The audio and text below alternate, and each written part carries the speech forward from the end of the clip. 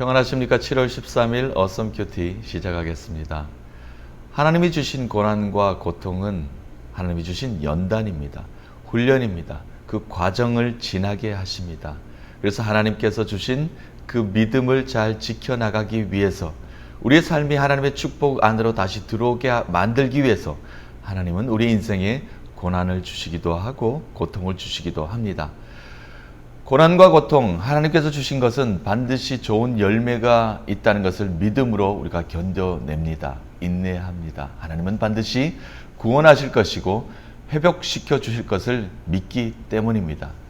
그처럼 하나님이 주신 고난과 고통은 회복의 시간이 있습니다. 구원의 시간이 있습니다. 그것을 향해서 우리가 참고 견뎌내는 것이죠. 그러나 우리 인간이 만든 고난이 있습니다. 고통이 있습니다. 그것은 인해 넘어지기 마련입니다. 죄와 악과 타협을 합니다. 결과는 뻔한 일입니다. 무너지기 마련입니다.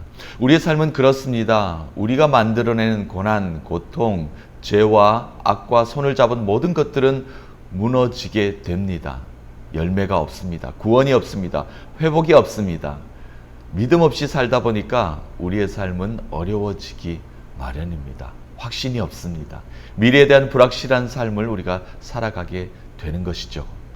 고통과 고난이 어디에서부터 시작되었는지, 하나님의 주시는 연단의 시간인지, 아니면 내가 붙잡은 죄와 악과의 타협인지를 우리가 깨어있는, 영적으로 바라볼 수 있는 지혜가 있어야 될 것입니다. 오늘 시편 107편 말씀에서는 하나님이 우리에게 고난과 고통과 연단의 시간을 주실 것인데 그것은 우리를 낮추기 위함이다 라고 우리에게 말씀하고 있습니다. 그래서 고백하고 있습니다. 그러므로 우리에게는 구원의 확신을 가지고 인내하며 살아야 될 것이다. 하나님은 반드시 우리를 구원하실 것이다 라고 찬양하고 있습니다. 그래서 내가 인자하신 그 하나님의 사랑을 노래하는 삶으로 살아야 될 것이다 라는 오늘 시편의 말씀의 묵상을 여러분과 나눠보도록 하겠습니다. 107편 어제부터 계속하고 있습니다. 오늘 10절에서 22절까지 말씀인데요. 하나님께서 우리에게 고난을 주신 이유가 오늘 본문에 잘 나타나 있습니다. 12절 말씀을 먼저 읽어봅니다. 그러므로 그가 고통을 주어 그들의 마음을 겸손하게 하셨으니 그들이 엎드려져도 돕는 자가 없도다. 이 말씀은 하나님께서 고통을 주셨는데 그것은 우리를 겸손히 낮추시기 위함이다. 나를 버리게 하기 위함이다. 하나님을 붙잡게 만드시기는 일이다. 하나님께서 우리를 고통 주시는 이유가 바로 거기에 있다는 겁니다. 그런데 왜 고난이 우리의 삶에 필요한 겁니까? 왜 하나님이 주신 그 고통이 우리의 삶에 필요한 겁니까? 필요치 않을 수도 있지 않은 거 아닙니까? 그런데 하나님은 우리에게 고난과 시련의 시간을 반드시 주신다는 것입니다. 하나님의 백성, 하나님의 자녀에겐 말이죠. 그것이 바로 10절과 11절에 나와 있습니다. 그 이유는 사람이 흑암과 사망의 그늘에 앉으며 공고와 쇠사슬에 매임은 하나님의 말씀을 거역하며 지존자의 뜻을 멸시함이라. 하나님을 순종하지 않았다. 하나님의 말씀대로 우리가 살지 않았기 때문에 하나님께서 우리에게 연단의 시간, 광야의 시간을 허락하신다는 것입니다. 그렇습니다. 우리는 하나님을 거역했기 때문에 하나님이 우리의 삶의 아름다운 모습으로 믿음 생활할 수 있도록 구원받은 백성으로 우리의 삶, 나의 삶, 그리고 나의 가정, 나의 직장, 나의 교회를 주셨는데도 불구하고 내가 순종하지 않는 삶을 살았기 때문에 하나님은 우리에게 고난과 고통의 시간을 주신다. 그리고 나를 낮추시기 위함이다 라는 말씀으로 오늘 시작을 하게 됩니다. 그래서 13절 말씀에 어제 했던 말씀이 또 반복됩니다. 이에 그들이 그 환난 중에 여호와께 부르짖음에 그들의 고통에서 구원하시되 너는 내게 부르짖으라 내가 내게 응답하겠고. 내가 부르짖어야 된다는 겁니다. 기도로 하나님께 찾는 모습이 우리의 모습 속에 나타나야 됩니다. 성령님이 도와주신다고 말씀하셨죠. 성령님의 도우심으로 우리가 날마다 깨어서 기도해야 됩니다. 환난 중입니다. 어렵습니다. 마음이 아플 수 있습니다. 두려울 수 있습니다. 이 세상을 살아가는데 참 어려움이 있을 수 있습니다. 그러나 세상의 것들을 부르짖어서 찾는 것이 아니라 여호와 하나님을 부르짖어 찾으라는 말씀.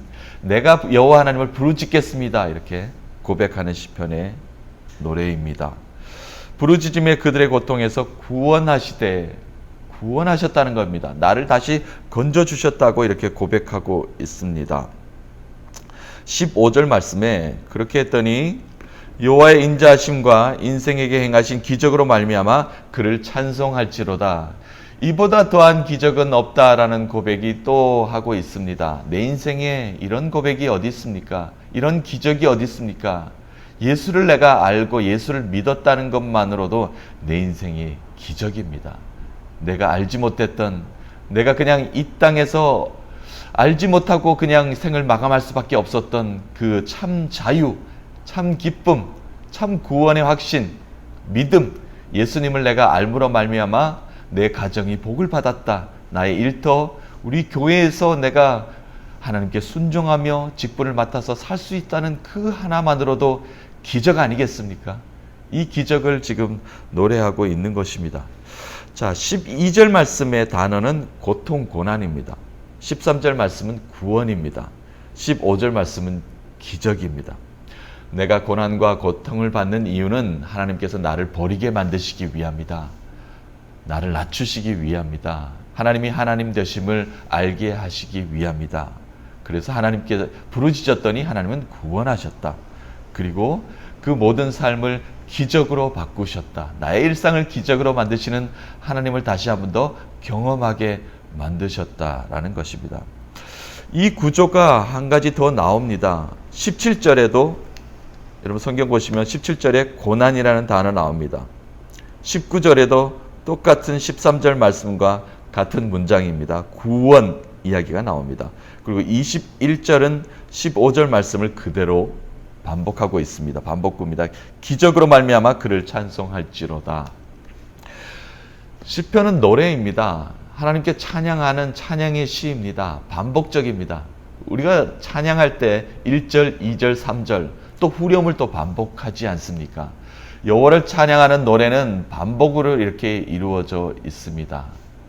오늘 시편의 말씀도 마찬가지입니다. 12절, 13절, 15절 말씀이 그대로 뒤에 반복적으로 17절, 19절, 21절에 그대로 노래하고 있습니다.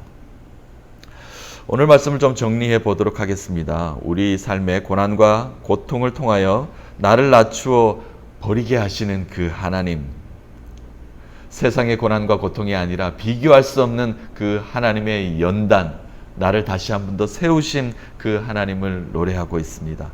하나님을 부르짖어 찾게 만드시어 구원의 길로 우리를 인도하셨습니다. 그래서 여호와의 인자하심이 내 인생의 기적을 맛보게 하셨습니다. 바로 기적입니다. 하나님을 노래할 수 있다는 것, 그것은 내 인생의 기적입니다. 하나님의 축복을 다시 한 번 더 회복할 수 있다는 것, 구원의 감격을 누릴 수 있다는 것, 기쁨을 누릴 수 있다는 것, 감사할 수 있다는 것, 그것이 바로 기적이라는 겁니다. 22절 오늘 말씀 마무리합니다. 22절 그러므로 감사 제사를 드리며 노래하여 그가 행하신 일을 선포할지로다. 아멘. 만방에 알리겠다는 겁니다. 감사의 노래를, 구원의 감격을 세상에 노래하며 삽시다 라는 것으로 오늘 시편 107편 우리 중간 찬양의 노래를 마무리하고 있습니다. 오늘 하루를 살아갑니다. 오늘도 감격을 주실 것입니다. 감동을 주실 것입니다.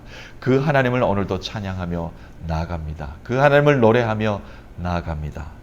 내가 고통 가운데 고난 가운데 있지만 반드시 나를 구원하실 것이라는 그 믿음으로 오늘을 살아갑니다. 그럴 때 하나님께서 오늘을 일상을 기적으로 만들어 주실 것입니다. 오늘도 그 하나님이 우리와 함께 하십니다. 그 하나님을 마음껏 기쁨으로 감사로 노래하시면서 하나님께 주시는 그 은혜와 축복 안에서 승리하시는 여러분 되시기를 간절히 축복합니다.